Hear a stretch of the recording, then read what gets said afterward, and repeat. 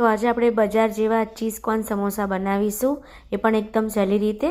તો બોઇલ કરેલા મેં અમેરિકન કોર્ન એટલે કે અમેરિકન મકાઈ આવે છે એ લઈ લીધી છે. સાથે મેં ચીઝ લીધું છે. તો આ રીતે હું ગ્રેટ કરી લઈશ ચીઝને.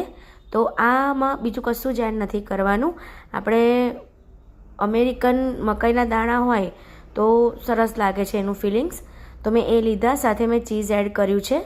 તો ચીઝ આપણે વધારે પ્રમાણમાં એડ કરવાનું. મેં 5 થી 6 નંગ જે ક્યુબ આવે છે ચીઝની એ એડ કરી. સાથે મકાઈના આ રીતે મેં બોઇલ કરીને રાખ્યા હતા.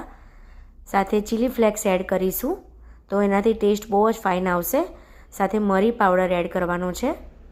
તો આમાં બીજું કશું જ કોઈ મસાલા એડ નથી કરવાના હોતા. તમારે કેપ્સિકમ કરવા હોય તો આ રીતે કેપ્સિકમ તમારે ઝીણા કટ કરીને એડ કરી શકો છો. સાથે મીઠું એડ કરીશું ટેસ્ટ પ્રમાણે.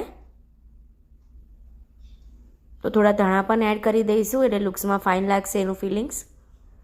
તો આ રીતે ધાણા એડ કરી અને બધું સરસ મિક્સ કરી દેવાનું છે. તો આ જે બજારમાં ચીઝ કોર્ન સમોસા બહુ જ કોસ્ટલી મળતા હોય છે, પણ આ રીતે આપણે આજે ઘરે બનાવીશું. એકદમ સહેલી અને એકદમ ટેસ્ટી એવા સમોસા બનીને રેડી થશે. તો આ રીતે મેં પટ્ટી આવે છે રેડી, એ મેં લાવી હતી. જો મોલમાં ગઈ હતી તો પટ્ટી આવી રીતે રેડી મળે છે સમોસાની પટ્ટી સમોસાની. તો હું એની આ રીતે સીટ લાવી હતી. તો આટલી સીટમાં 25 નંગ સીટ આવે છે તે હું લાવી હતી. તો હવે આપણે મેંદાની સ્લરી પણ બનાવીશું. તો મેંદાની સ્લરી 2 થી 3 ચમચી મેં મેંદો લીધો અને થોડું પાણી એડ કરી અને આ રીતે સ્લરી બનાવીશું. તો સ્લરી એકદમ પતલી નહીં અને એકદમ થીક પણ નહીં એવી રાખવાની છે. તો સ્લરી પણ રેડી છે. તો આ રીતે પહેલાં આપણે મેઝરમેન્ટ કરી લઈશું. પટ્ટી વાળીશું ત્યારે આ રીતે મેઝરમેન્ટ કરી અને સ્લરી લગાવવાની એ પાર્ટ ઉપર. તો જેમ ફોલ્ડ કરતા જઈશું એમ મેઝર કરતા જઈશું અને સ્લરી લગાવતા જઈશું.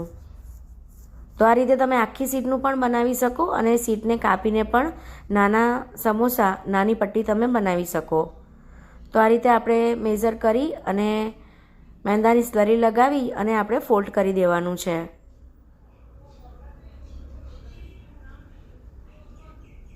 તો આ સમોસા છે ને ઘરે બહુ જ ફાઇન લાગે છે.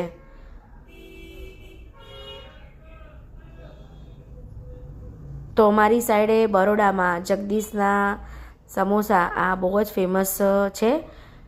ચીઝ કોર્ન સમોસા બહુ જ મસ્ત લાગે છે અને સેમ એવી જ રીતથી આપણે આજે ઘરે બનાવ્યા છે અને સેમ જ એવા ટેસ્ટમાં.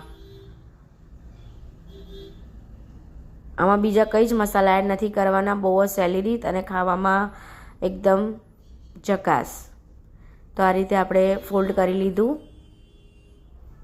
આ રીતે આપણે ફિલિંગ ભરી દેવાની. ફોલ્ડ કરીને 2 વાર ફોલ્ડ કરી આ રીતે ફિલિંગ ભરી ફરી મેંદાની સ્લરી લગાવવાની અને ફરી આપણે ઉપરના પાર્ટ્સને ફોલ્ડ કરી દઈશું મેંદાની સ્લરી લગાવીને.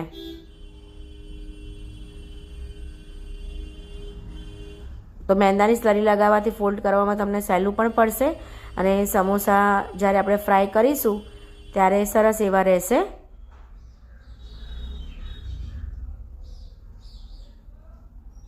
તો ફ્રેન્ડ્સ, મારી રેસિપીઝ તમને ગમતી હોય તો લાઇક, શેર અને સબસ્ક્રાઈબ જરૂરથી કરી લેજો.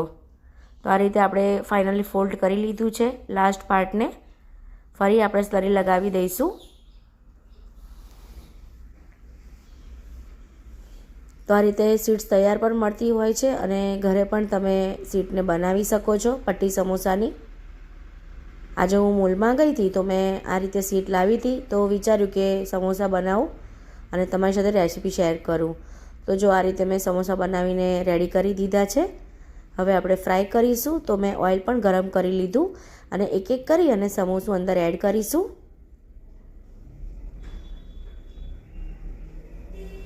તો આ પટ્ટી સમોસા ખાવામાં બહુ જ મસ્ત લાગે છે અને બાળકોને તો ચીઝ બહુ ભાવતું હોય છે અને અમેરિકન કોર્ન થોડા સ્વીટ હોય છે એટલે ખાવામાં બહુ જ મજા આવે છે સમોસા.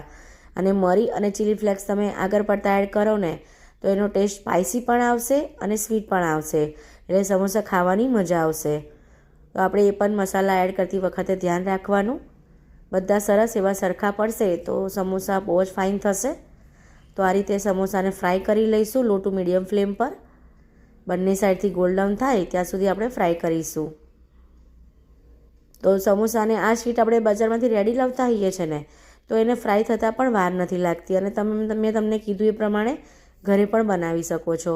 તો બસ આપણા સમોસા ફ્રાય કરીને રેડી કરી દીધા છે. તો લુક્સમાં કેટલા ફાઇન લાગે છે, ખાવામાં એટલા ટેસ્ટી લાગે છે.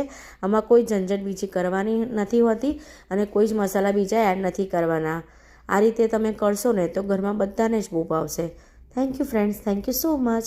Thank you for watching.